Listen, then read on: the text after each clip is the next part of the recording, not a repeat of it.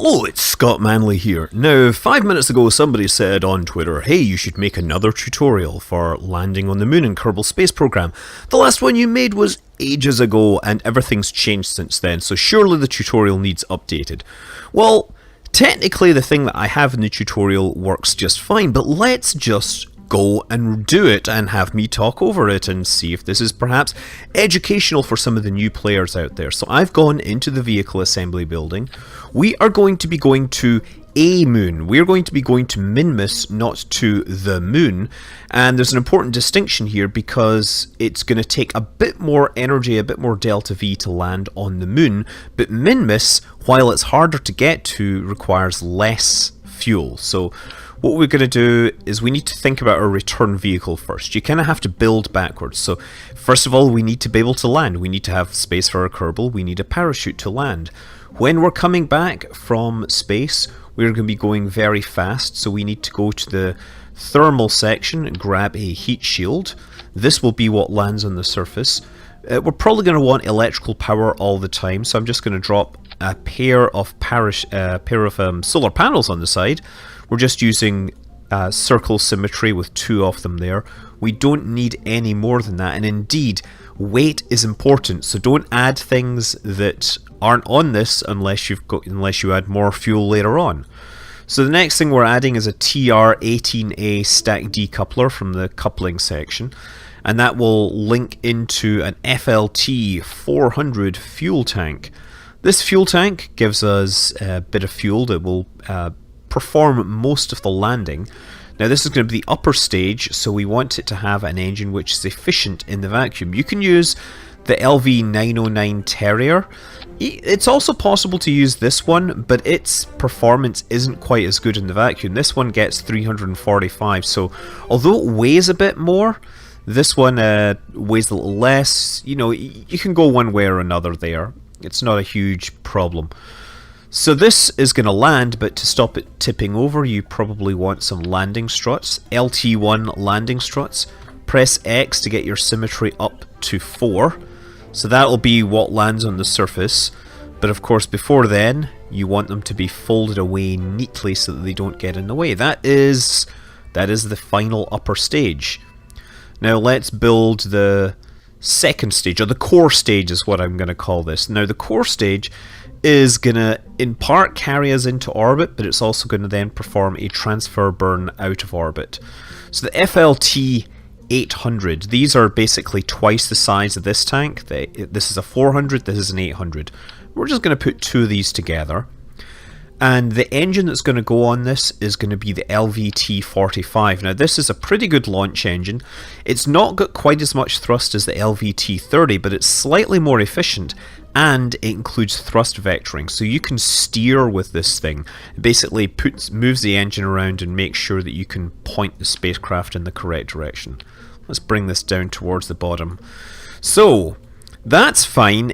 This would actually get you into orbit, but to go to the moon you're going to need some external boosters to get this thing further along. So in the coupling section we're going to grab some of these TT70 radial decouplers. Now depending upon what you're doing, you can either use 2 or 4, you can use 3. I'm going to do it with 2, but if you're having trouble and you need more, if you keep running out of fuel, try doing it with 4. So I'm attaching these to the top, and the reason is when they fire they're going to push outwards, and we want these things to kind of peel outwards from the top. If you attach them near the bottom, what'll happen is they will tend to peel inwards and smash into your stack, so that will not be good. So let's not do that. I'm going to add an aerodynamic nose cone. That is something that was not in the previous tutorials, but it works just fine. Okay, so that's that. And then the engine that we're going to use here is going to be the LVT30. Again, more powerful, but less efficient and not steerable. We're going to get all our steering from this middle section. I am going to add a quadruple, a trio, what do you call it? A quad. A quartet, that's it. A quartet of 4 of these fins. These are the Delta Deluxe winglets. They actually include little steering fins in them, but most of the steering is really going to come from this engine. So that is mostly there, but we're still missing a couple of things. First of all, to ensure that our rocket burns for as long as possible, we're going to use a thing called fuel crossfeed. So under the fuel tank menu we have the FTX2, and so we want the fuel to flow from these outside engines into the middle engine. So just using radial symmetry, click on the outside engine and then the inside engine, and that way you can actually see in here, if you zoom in, there's little arrows that show which way the fuel will flow. If they're pointing the other way, you will not get as far as you would like. So that's great. And the other thing you want to do is add a pair of struts. Ideally, again, go from the outside to the inside. And the reason you want to go from the outside to the inside is if you then say want to turn this from a double one into a quadruple one, you can just pick them all up and everything will work just fine. But I'm going to keep this as a double because I want to show that it's eminently possible. So that should stop all the flexure, it should have the fuel flowing in. We do need to correct the staging here, so take this single engine here, the one in the middle, you see how it highlights when I mouse over it? Drag it down to the bottom. So these will all fire in the first stage and then we'll jettison them once they run out of fuel. The only thing I would add to this now is a pair of little launch clamps. And the other thing I guess to be aware of is make sure that your crew is a pilot so that the pilot can actually control it. Otherwise you probably want to have some, I don't know, otherwise you might want a probe body which would take extra weight and all that. Okay, so let's call this Moon Tutorial. Actually, we're not going to call it Moon because we're going to Minmus. And then we're ready to launch. The other thing, I guess, we should probably make sure that this first stage fires at the same time as these launch clamps. Otherwise, the rocket will fall to the pad, possibly break things. Okay, so we are going to launch and immediately go towards the right as far as this viewpoint is looking. So I'm going to press the D key. We're not going to go too hard, but we're going to slowly bring the rocket over into a lateral velocity because we want to go eastwards so that we pick up as much speed as possible. The other thing to watch is that we're going to Minmus, so we could set that as a target now. We'll figure out how to get to it once we're in orbit, but right now, I guess it's actually more or less straight overhead. There. What are the odds of that? I totally did not expect that. So press space, we throttle to 100%, and right away turn this thing over to about 80 degrees. And then if you want, you can click on this prograde button. But you want to be careful, you don't want it to come down too fast. If it gets down to about 60, then click back on stability assist on this standard one. We're just going to kind of head sideways. If you get it right, you can stay in the prograde thing all the way, but I think I overcooked my turn right away. Not to worry, this thing has plenty of stability. So if you right click on these, you should see that the fuel tanks are being depleted, whereas the fuel is being pumped into the middle to replenish this tank, which is great. It means that when the time comes to detach these things, we will be going fast enough and we will have 100% of our fuel, and yet everything will be quite happy. Okay, so I'm gonna go back to prograde. I'm trying to guess where this should be, and for this you want to kind of look at the map. Now we want to get this apoapse up above 70, but not too early. Okay, so we've run out of fuel. Press space and watch as they peel away beautifully. There we go. So now without those attached, our acceleration has dropped down and we're still rising up into space. Now you probably in fact want to spend most of your time in this screen for getting into orbit. So I'm going to right click on this node and it'll now show permanently where it is. It's rising up a little fast, so I'm actually going to throttle my engine down. This is just one particular way of making sure that we get into orbit with enough fuel, or as much fuel as possible. We're just slowing things down and letting this happen. You could turn off the engines completely, I mean, that's one way. Is you could literally turn off your engines and then relight them once you get up to here, but at this point, we're in orbit. I'm going to wait until this gets up to about 100. It's going to happen very slowly, and then we'll actually launch the rocket. Then we'll throttle up to whatever, make it happen. I'm just babbling, don't worry. I'm forgetting all these stories that I would say, normally tell. Yeah, if you get too high, that's not a problem. The main thing is that when you get up to this altitude, you want to go at 100% thrust and force yourself into a circular orbit. I'm actually going to time accelerate. You can do physical time acceleration by holding the Alt key and pressing the time accelerate buttons, which means that your engine continues to fire. And now we're actually getting close to this. So I'm just going to wait until we're about 20 seconds away.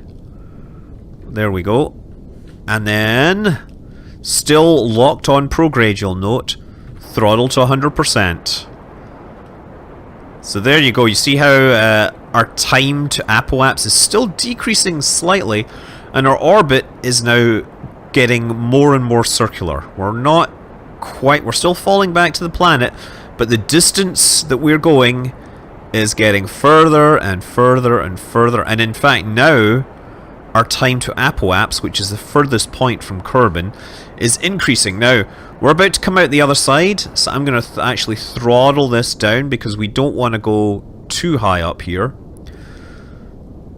And there we go, that's pretty good. Bingo. So we're at 109 and 86. That's good enough for this. So we're in a parking orbit here. Now what we want to do is perform trans-minmus or trans-lunar injection, whatever. We're heading to this.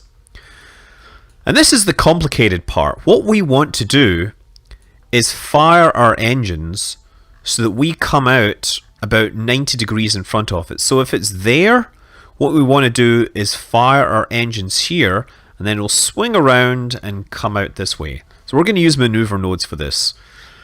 And this is where we might have some little concern. The fact that the periapse is more or less in the correct position is not to be confused with being at 90 degrees to this. So just look where it is, get it on the right side of the screen, zoom in, and in fact focus on Kerbal. And yeah, the periapse is exactly there. That is not your reference point, that just happens to be there coincidentally. I'm going to add a maneuver, and so this of course lets you perform your translunar injection calculation without actually doing it.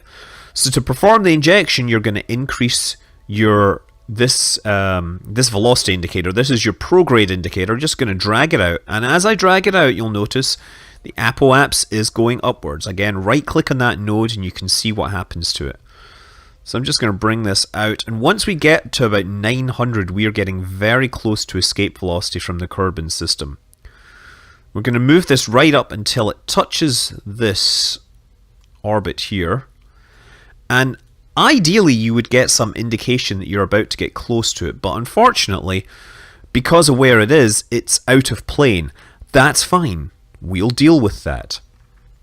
Best place to deal with it actually is pick a point about halfway along here. So we've got one maneuver set up, but we're going to chain on an extra maneuver. So click on it, add a second maneuver here, and we want to deflect our orbit downwards so that we actually encounter minmus. Now you see that we've dragged it down. We've now got a little marker here that says, hey, we're getting close, but this is where the target is when we get here. So how do we fix this? Well, one thing we can do is we can give ourselves a little more speed so that we fly past it. Oh, in fact, I totally overdid that there. I'll just run this backwards. So what I did, I'm using the mouse wheel here to scroll this. And there you go. So the idea is that by pushing this up, it's kind of like you're flying past it and then falling down. And as you're flying up here higher, you're spending time and it's catching up. So I'm just doing that. And what you want, you'll see it when these two nodes come together, you get an encounter. And you can right click on this distance here. Right, it's telling us min-miss periaps is 746. So I can push this and see if I can get it closer. You want to get it as close as possible, but don't freak out too much if you don't get perfectly close, because you have plenty of margin here. You can adjust these up or down. There, look at that. 440. There we go. 200, 280. So what we're going to do is we're going to fly past this planet. You don't need to get it as close as 100. That's just what I'm doing here because I'm OCD about these kind of things. So you can actually see that we're going to come in, swing around it, and go out the other way. And so here, we're going to add another maneuver node. Well, you don't need to worry about it just yet, but we're gonna do that. So actually, you can focus on it, and you can actually see what the orbit looks like in the frame of reference of min-miss. You see we're flying past it. So here, again, we're going to grab this, slow ourselves down, and in fact hit the target. I'm obviously setting up the whole mission here, but I mean, the idea is you can see that this is just a series of 3 maneuvers to get us into orbit around min-miss. So we have 18 minutes until this next node. We're going to go with this, and all I'm going to do is set my stability to follow the maneuver node here. And we turn very slowly, because right now the only thing that is giving us any control authority is this capsule. And the capsule is trying to turn the entire rocket without any equipment really to do so. So it's going to move and point itself at this little blue marker here. If you want to do it manually, that's what you're looking for. So this burn is going to take 35 seconds. Node is in 17 minutes, 44 seconds. So we just want to time accelerate until we get close to that. Now we want to start our burn about 20 seconds before the node, because you basically take this number and divide it by 2, and that's how many seconds you want to start. So just about 20 seconds. Looks like we're going to be performing this burn on the night side of the planet. There we go. I'm just going to use the silhouette of the Milky Way there. And then stop your time acceleration. Get ready to press Z or Z and start thrusting. So this is very important that you get this exactly at the bottom. So as it gets down here, you want to use the control key to slow down your engines just a bit. We're picking up speed, but we want to do this as accurately as possible. Otherwise, we will trigger changes in the other maneuver nodes. So we've actually run out of fuel in this stage. Time to ditch it. So press the space bar, and then press space again to activate the new engine. There we go. So that's the final stage that will take us all the way to min-miss, onto the surface, and still have enough fuel to get us back. Presuming that you can follow the flight plan with some degree of accuracy. So I've got about 100 meters per second left. I'm going to throttle down because we want to get this as accurately as possible. This is just counting down. 40, 30. See how close I can get it. The closer you get, the better a pilot you are. Or at least the less changes you need to make. And boom! Oh, 0.3 meters per second. 1 foot per second wrong. So let's see what happened, what it's done. So we've made that burn, and we now have a new maneuver, and that is still valid. It's still going to get us a min-miss encounter. The min-miss encounter now, though, is, well, 1,000 kilometers away. So we've got that maneuver, but we need to tweak it a little to get our encounter back again. You can zoom back into min-miss, notice, and we can adjust it from here. So let's... Yeah, so I knew I overcooked it a little, so just by rolling up on the mouse cursor, I'm getting this closer. Oh, there. Look at that. Brilliant. Getting closer, and then you know what? Actually, we will adjust this by dragging it.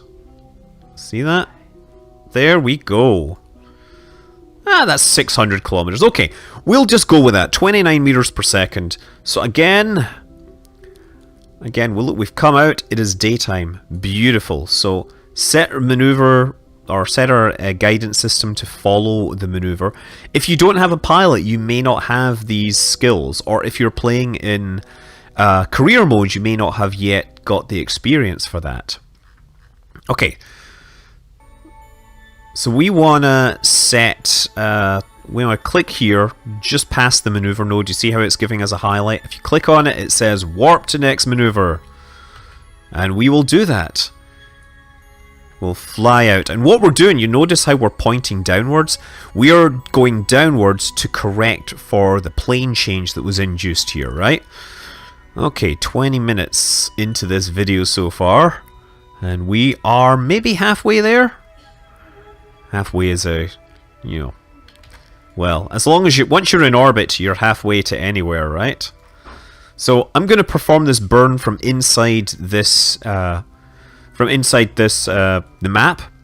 So again, throttle up. And it says estimated burn is 1 second. So I'm just going to do it with a lot less thrust. I'm going to use a tiny fraction of the thrust because you want to get it as accurately as possible. And see the maneuver happen? Oh, see, we got our encounter. Great.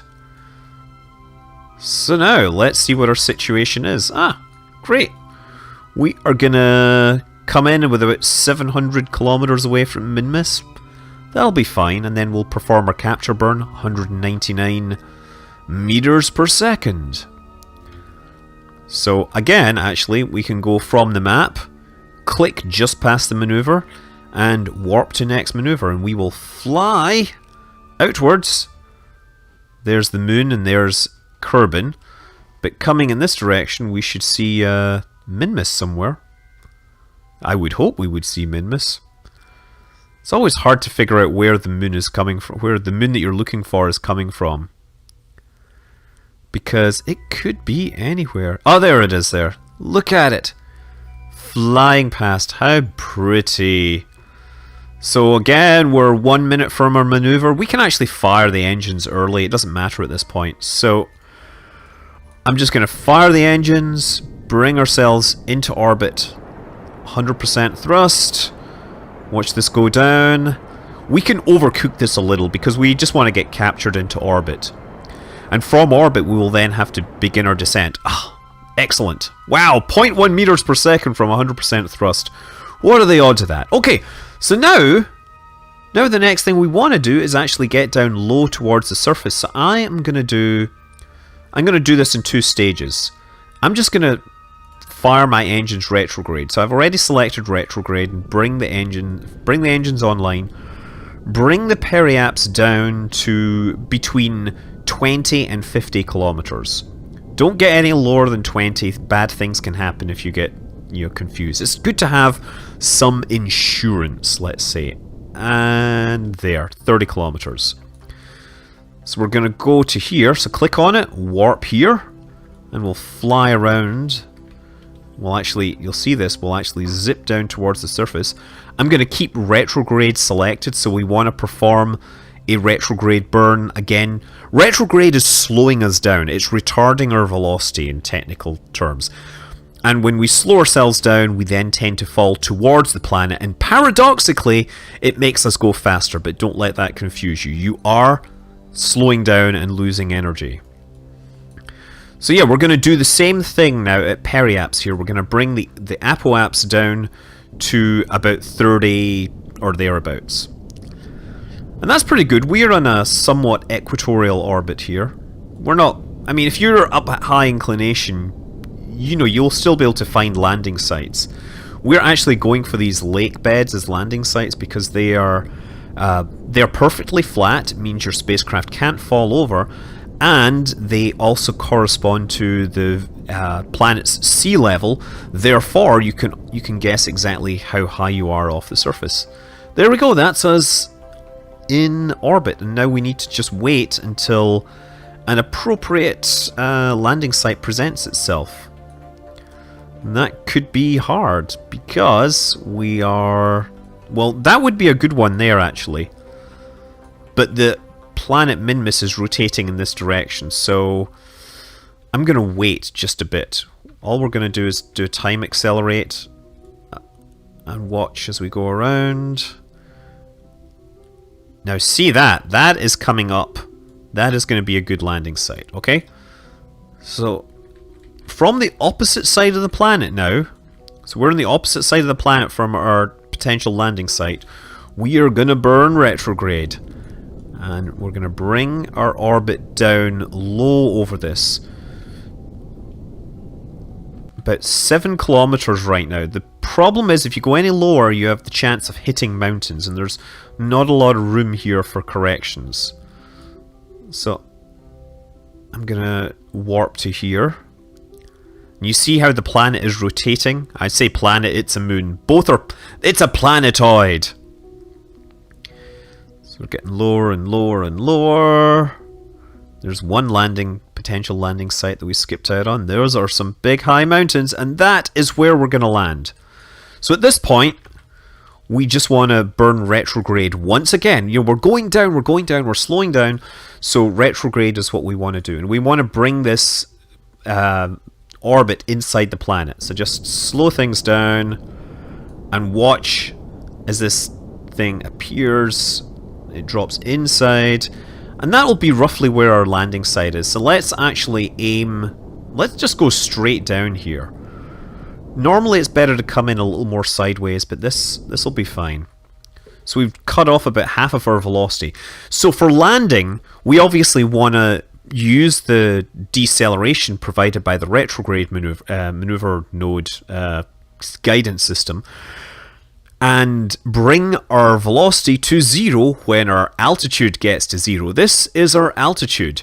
This is our vertical speed. We are still going sideways as well, so you can actually tell because we've told it to face backwards. So we're still going sideways faster than we are going down, but because we are going at below orbital velocity, we will soon be getting pulled down by gravity. At this point, you might want to press G to deploy your landing gear. Yeah, it's a hopeful time. If you're a little concerned, in fact most people would be, I would press F5 to perform a quick save. If you fail to land, you can then reload. So I'm just going to time accelerate, and what'll happen is once we get to about 3,000 meters, the time acceleration will stop. There we go. And so at this point, you want to use 100% thrust where possible, and you want to try and keep your your surface speed to be about 1/10 of your altitude. So as soon as we get to 1100 meters, I'm going to press Z or Z to get to 100% thrust, and I'm just going to try and write that in. You know, it's going to be hard, but there we go. You'll see how fast this will slow down. So there, slowed down to 663. When we get to 600, I'll give it another big thrust. There we go.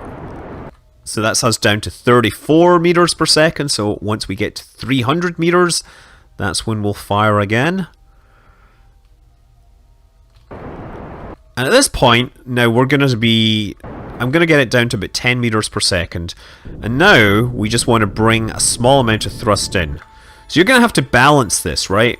If you let it get too high, what'll happen is you will go upwards and your maneuver node will get lost. So just make sure it doesn't get to 0. Use Shift and Control to keep it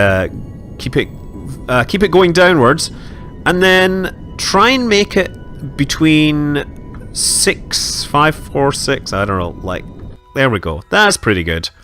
Bingo! Look, we landed.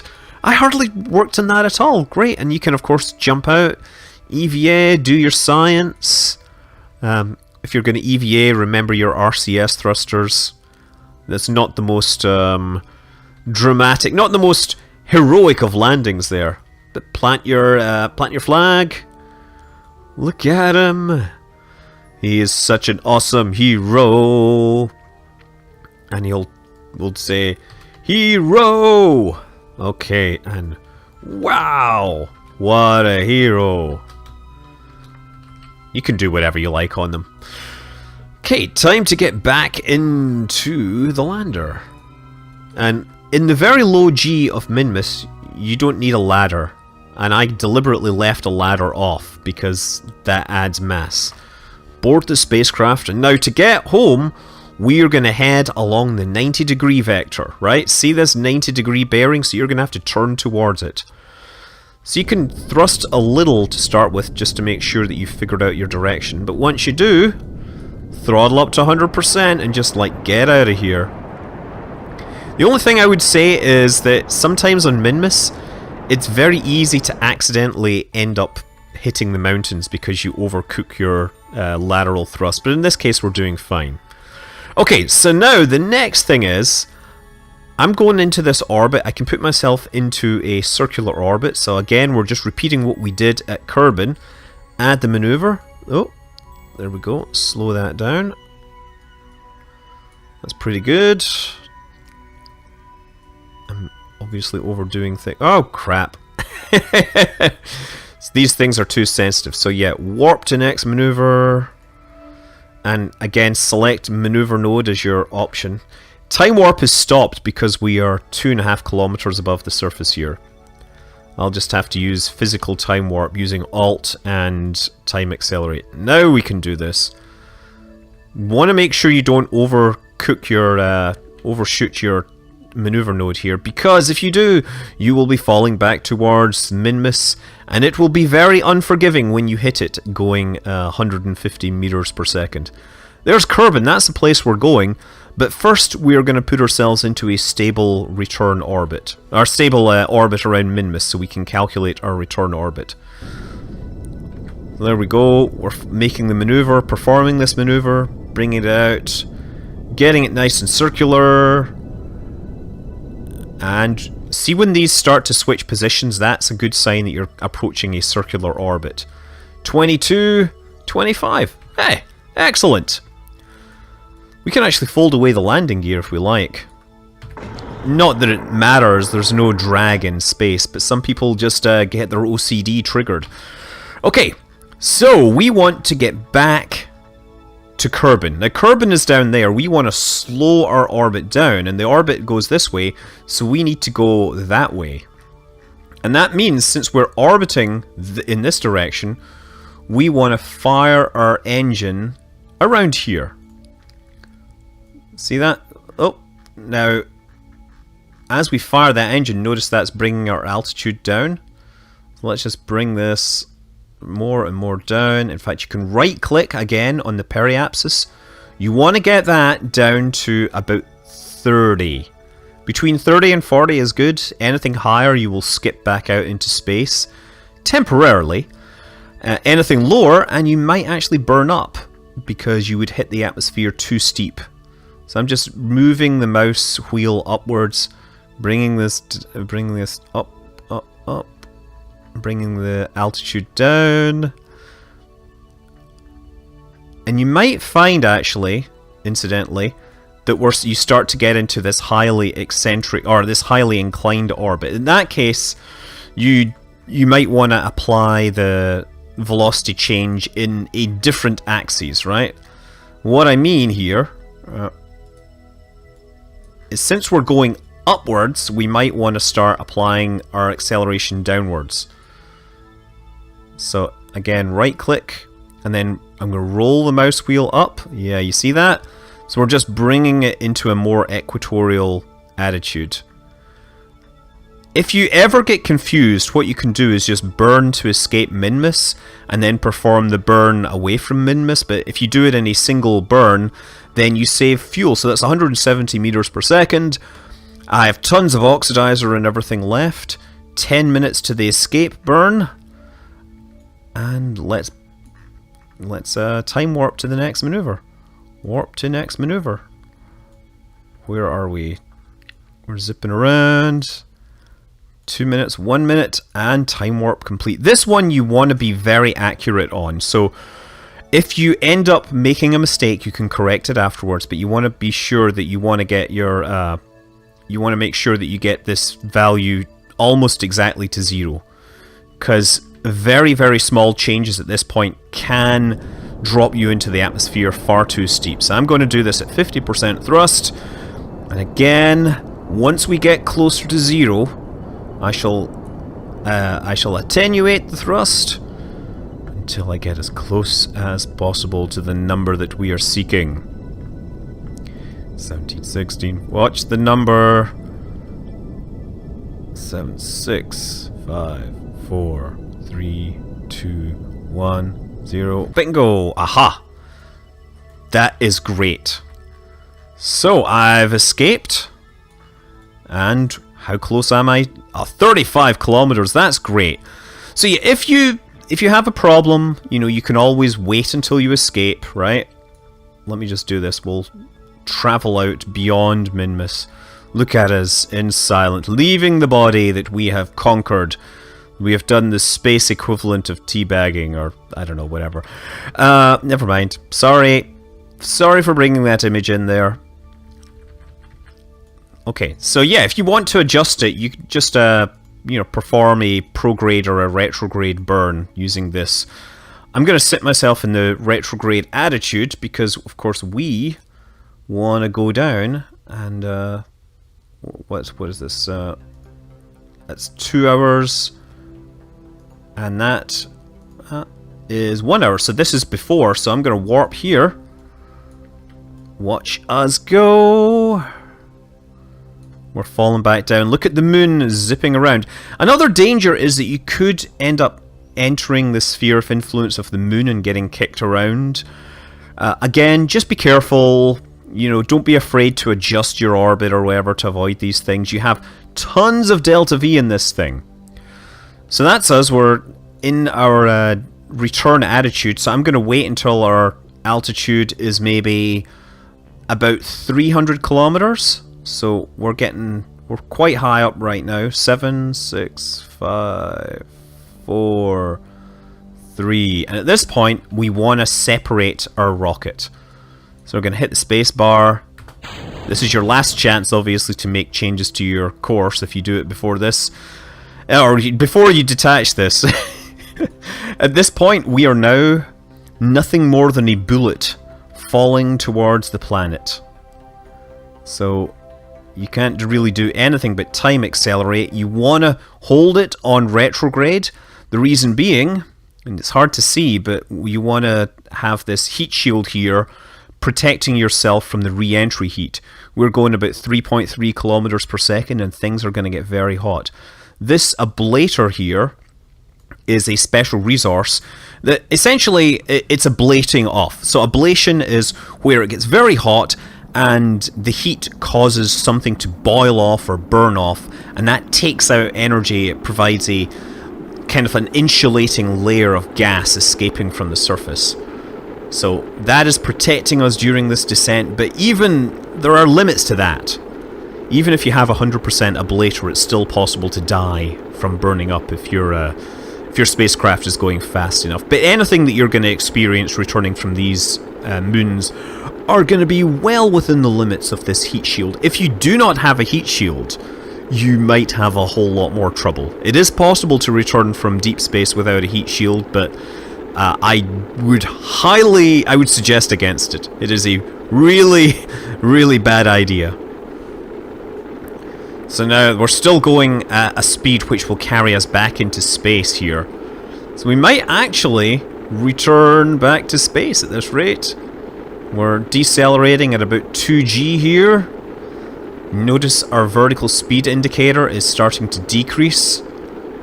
And at some point we might actually skip back up. I'm just going to adjust the whoa! I was adjusting the camera there so that we would take this viewpoint. Oh, no, there we've done it. We've dropped below orbital velocity, so we are just going to head to the surface. We've used about 60 units of our ablator. We're now actually getting into a situation where we should be, well, we shouldn't be concerned at all, where we will be feeling the real forces. So at this point, we haven't really been feeling high G forces, but as we fall down, oh, actually, Jebediah Kerman is doing just fine. That's a pretty good return. You can't see the attitude of this thing, unfortunately, because of the time that I was returning. But I mean, you could make sure that you're returning during the day if you want to. The only thing to watch for now is, you want to make sure the parachute is white and then deploy it. So I'm going to deploy it now. It is possible that you end up coming down over mountains, and that could cause some trouble, but I think we're fine in this case. I wonder where we are on Kerbin. Should probably focus myself. Focus. Okay, let's focus the moon. I'm having a hard time focusing on Kerbin. What I can do actually is tab around all the different planets. Moon, there, we're focusing on our spacecraft. Oh, there's the parachute opening. I have still no idea where we have landed, but we're going to splash down. And that's a good thing. Jebediah Kerman is going to return to the surface victorious, with the best space stories to tell to all his space friends as they space out over space beer. 4, 3, 2, 1, and returned. Brilliant. So now that we've returned, actually, I can time accept. Oh, actually, I can see where I am because there's the crater there. So there's the place we launched from, and we landed pretty much on the other side of the planet. So, yeah. Still, if you want, you can target these things. There's no problems with that. So yeah, that is flying to a moon. It's flying to Minmus. It is possible to do it with this spacecraft if you perhaps use the 4-way boosters during the start.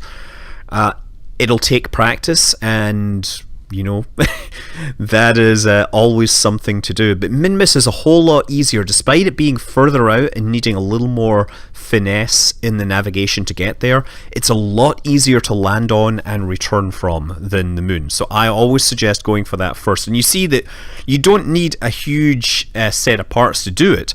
You can also replace those FLT 800 tanks with the 400 variants. It just means you need twice as many. So it doesn't even need a huge amount of tech. What it does need, obviously, is just a bit of time, a bit of practice, and you'll get there eventually. I'm Scott Manley. Fly safe.